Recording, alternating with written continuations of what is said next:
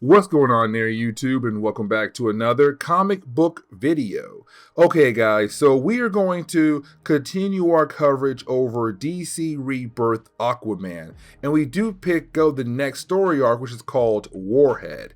Now, when it comes to Warhead, this is going to give us a new character in the world of DC Comics, a new character for Aquaman to fight against. But this character is technically coming out of the earlier story arcs that we had already covered. Now, the opening pages of today's video does give us a chance to learn a little bit more about our new evil character that is going to fight against Aquaman, because we do pick up with some random innocent person unfortunately being forced to come to this warehouse that our mysterious bad guy is working out of. Now we kind of find out that our innocent person here is actually being mind controlled, being forced to come here by his mind being controlled. But apparently he's being forced to bring different kind of items to help our new mysterious character achieve some kind of goal. Now when it comes to our mysterious character, he realized that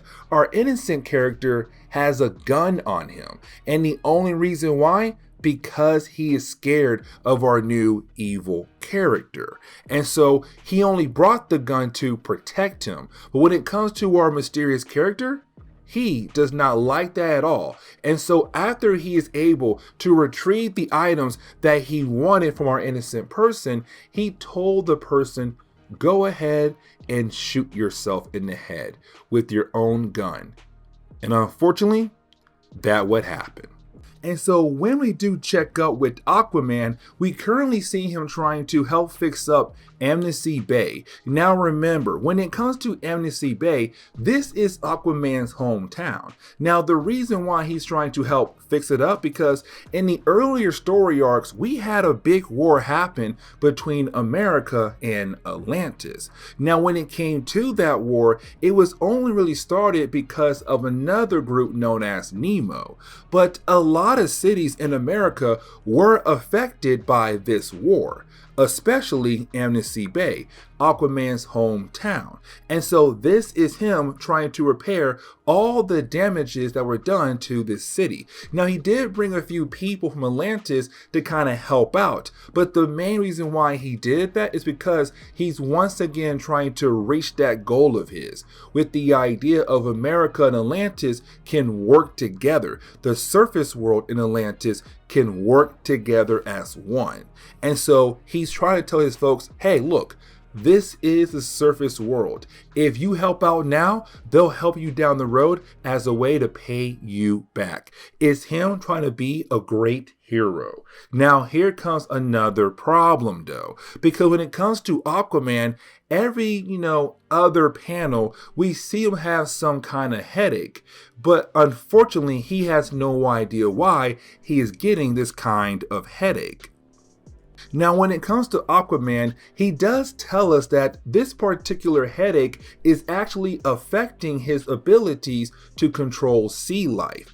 Now what I mean by that is, for many years in DC Comics, the big joke about Aquaman was that he had the ability to talk to fish, but in reality he's not really talking to fishes, he's actually controlling them. But apparently something right now, or someone, is kind of bothering him with that particular power, affecting that power to give him a headache. Now this kind of leads into our next problem, and that would be the idea of Aquaman and Mara's relationship. Now remember, around this point in DC Comics, these two characters are not married at all, but they are engaged, and they do plan on getting married. But there is one particular problem, and that would be the idea that when it comes to Mara, she had to go through different trials to prove that she is worthy enough to become Queen of Atlantis, worthy enough to marry Aquaman. The problem was, though, when it came to her trials, the Oracle saw a vision where Mera would bring the end to the entire world if she does marry Aquaman. And so ever since she heard about that vision, she believes that it could actually happen. Now, when it came to that vision, the Oracle said the deluge. And this was a big myth when it came to Atlantis, about the idea of the end times coming to Atlantis, but also coming to the rest of the world. And now, even though Atlantis did go through a huge ordeal, Mera still believes that possible future could possibly happen if she does marry Aquaman. Now, when it comes to Aquaman, he wants to believe that everything she heard was actually a lie. The possibility of their love could most likely overcome any kind of obstacles at all. But for Mera, that fear is in her heart. That fear is in her mind. And so unfortunately, it's her kind of saying that to protect the world, to protect the man she loves, she does not want to marry him. Now, we do see Aquaman meet up with his high school friend Erica while he's still trying to help fix up Amnesty Bay. Now, when it comes to Erica, like I said, she was an old high school friend of Aquaman. But the thing is, these two characters still have a very close bond with one another, but she's going to bring in a new kind of problem for Aquaman. And what I mean by that is, when it comes to Aquaman, the main goal he had at the very beginning of this series was to begin the process of building a bond between Atlantis and America. That was his big goal. But the problem is, though, that goal almost fell apart thanks to Nemo and Black Manta. Now, even though he was able to stop Nemo and stop Black Manta and continue the process of trying to reach that goal, well, unfortunately, it brought in a new problem, because Aquaman's goal was to also say, listen, I'm not a joke of a hero. I'm tired of all the different jokes of how Aquaman is the weakest person on the Justice League. He's just the guy who talks to fish and that is it. That he is actually a very powerful character, but also a very powerful hero to be around. Now, the thing is, though, after he was able to establish how strong he was, well, now his new problem is that the world has begun to fear him. And that right there bothers him a lot, because when it comes to Erica, she had to watch Aquaman fight against so many different kind of things in the first two previous story arcs. And so after watching him work against different kind of enemies, different kind of obstacles, and she saw how he fought, he's no longer that innocent hero, that innocent friend of hers. He's now somebody that she is actually scared of. And other people across the world who at first looked at him as a joke, now look at him as a scary person. But getting back over to our mysterious character, we kind of find out that he is still using his powers on other people to kind of help him reach a certain goal. The problem is, though, to reach that goal, he has to reach another goal at first. And we kind of find out the first goal he has to achieve is finding a way to control Aquaman. Once he is able to control Aquaman, then he'll be able to reach his other goal next.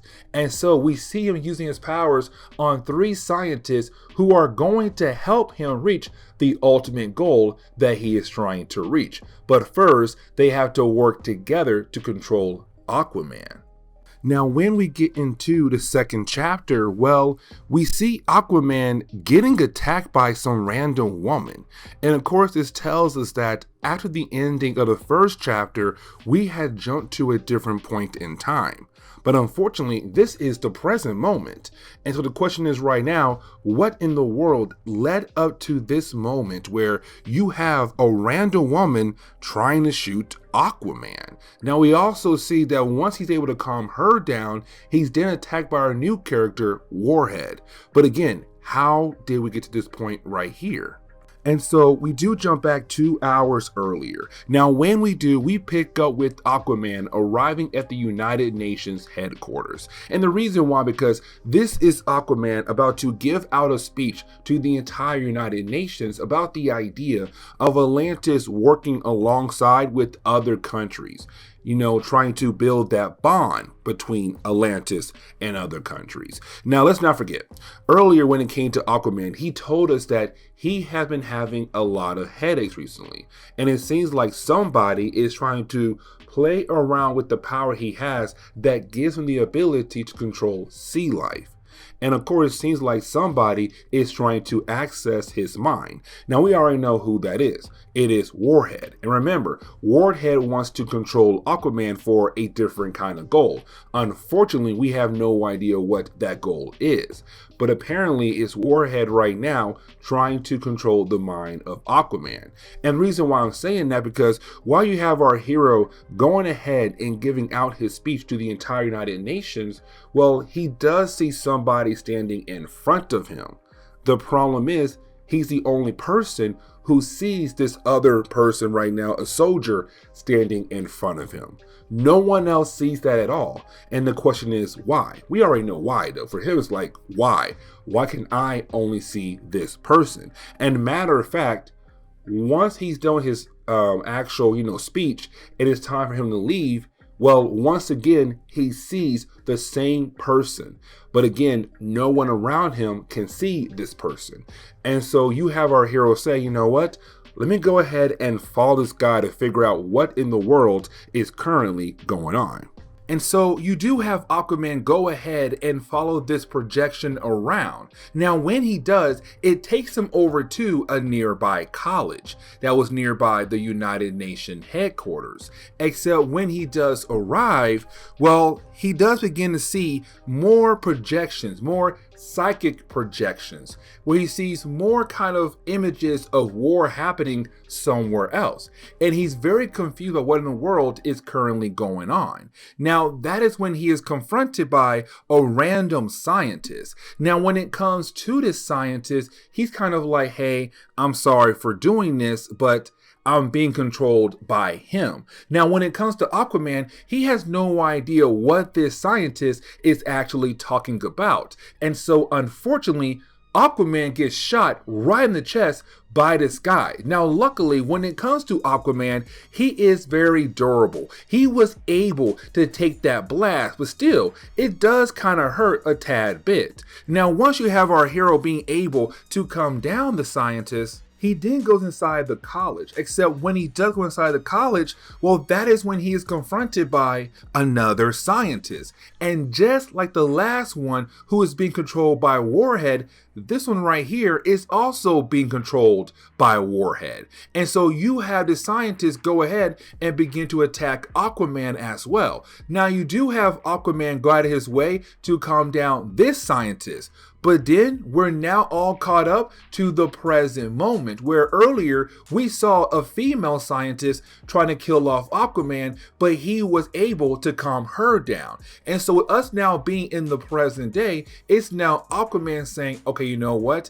I need to know who in the world is trying to control you guys. Who in the world is trying to get at me? And so once he's able to calm down all the scientists, well, that is when he is confronted by Warhead. And it does lead into a small battle.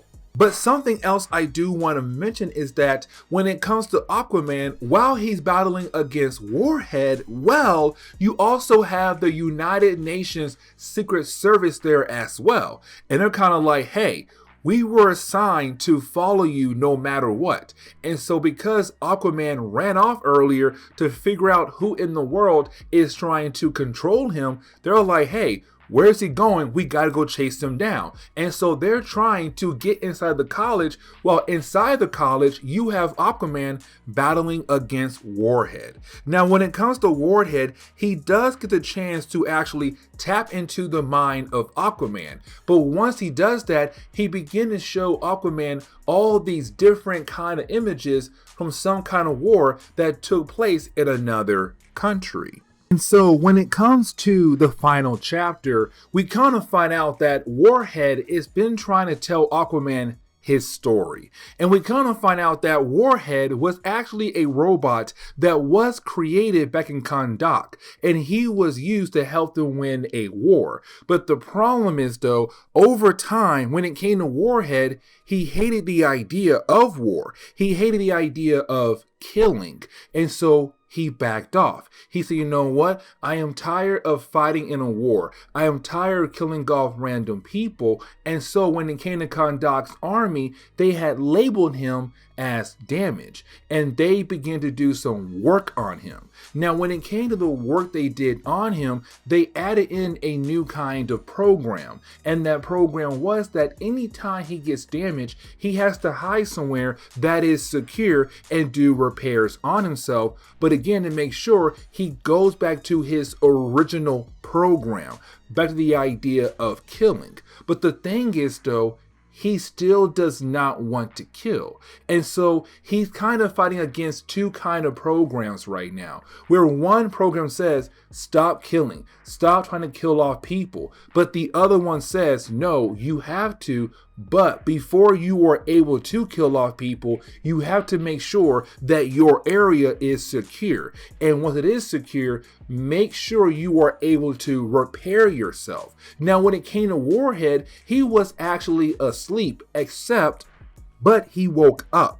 Now, when he did wake up, it was because of what happened in the previous story arc. Because remember, Atlantis and America, they were going to war against one another. Now, when it came to their war, that war only started because of Nemo. And matter of fact, you had Nemo use Chinese submarines and pretended to be American submarines to attack Atlantis, make it seem like America was attacking them. Now, when it came to Aquaman, he stopped them, but the problem was the soldiers that he was trying to take in as a hostage to interrogate them, they committed suicide. Well, technically, Black Manta forced them to commit suicide, but there was some kind of signal, and that signal right there woke up Warhead. And the thing is, Warhead has to make sure that his area was secure, but the problem was where he was at was in the middle of a war between Atlantis and America,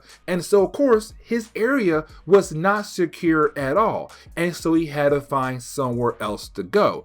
But then he learned about Aquaman, he learned about Atlantis, and he realized that the best place on the planet that is most likely secure with no kind of trouble at all would be Atlantis. Because right now, Atlantis is trying to work with all the countries around the world. And so what he wants to do is go to Atlantis and kind of be able to repair himself. But the problem is, though, if he does that, he might get rid of the program where he does not want to kill anymore.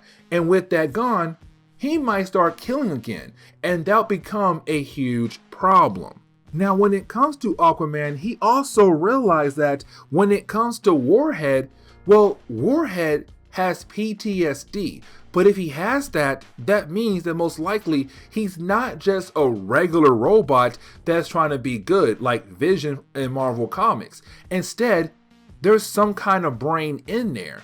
And once you have Warhead realize that he was human, but his brain was used for this special robotic project, he's kind of like, you mean that I have the chance to be normal, not completely normal, but live somewhat of a normal life? And you have Aquaman say yes, because you're not really just a robot. You're a man who is currently trapped inside a robot's body. And so you have our hero begin the process to kind of help Warhead leave with the Secret Service, but to have a chance at a normal life. Now, when it comes to Aquaman, once he is able to deal with all that mess right there, he does go back over to Annecy Bay, the city where he grew up at. Matter of fact, he goes to the lighthouse, his old home. Now, he's not alone. He is with Mera. The problem is, though, when they do arrive back home, well, they're confronted by one of the Aquamarines. Now remember, in our last story arc, the Aquamarines were used by the American government as a way to sneak into Atlantis to assassinate Aquaman when the two countries were at war with one another. And so now is her saying, listen, even though I know in the last story arc I try to kill you, now America needs your help. Because we have something else to deal with, something known as the Dead Waters.